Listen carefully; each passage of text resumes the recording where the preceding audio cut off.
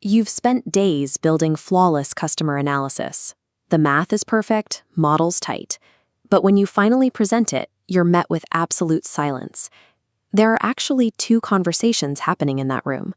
You are talking about metrics, assumptions, and methodology, but your stakeholders are listening for risks, trade-offs, and next steps. Today, we are going to fix that.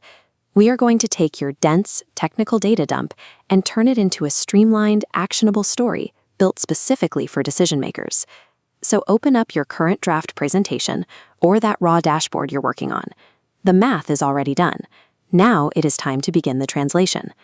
These following steps shift the focus from your technical process to the business outcomes your stakeholders actually care about. Step 1. We have to fix how you open.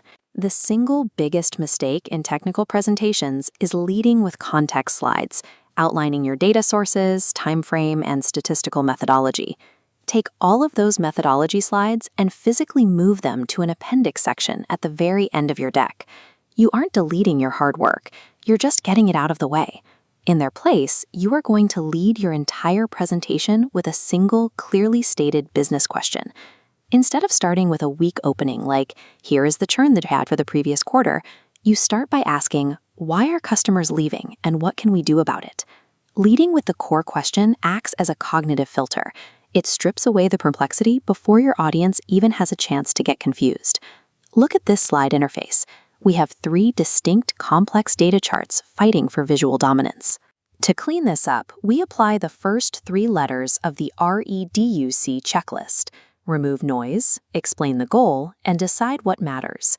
Go through your deck and ruthlessly eliminate any chart or data point that does not directly answer the primary business question you just established. Next, size your data by its impact.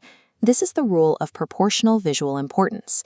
If customer churn drives 80% of a revenue drop and pricing explains 5%, your slide's visual hierarchy must reflect that exact imbalance.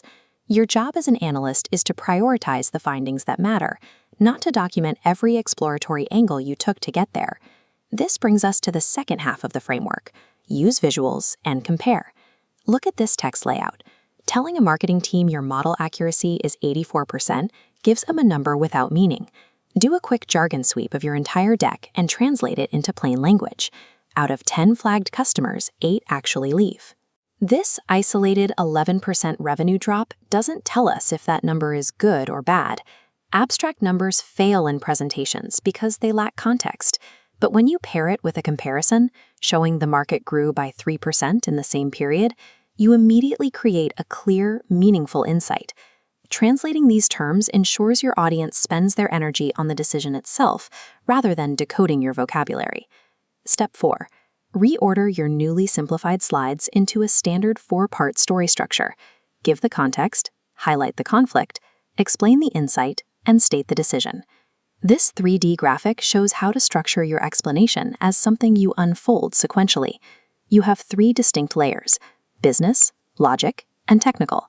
Right now, only the business layer is visible. The rule of thumb for your delivery is to keep the presentation entirely on that top business layer. You only reveal the denser logic and technical structures hidden beneath it if an audience member explicitly asks, why? Controlling your narrative depth this way allows you to avoid overwhelming the audience, while still keeping your total analytical rigor in reserve. Step 5. We reach the final piece of the reduce method.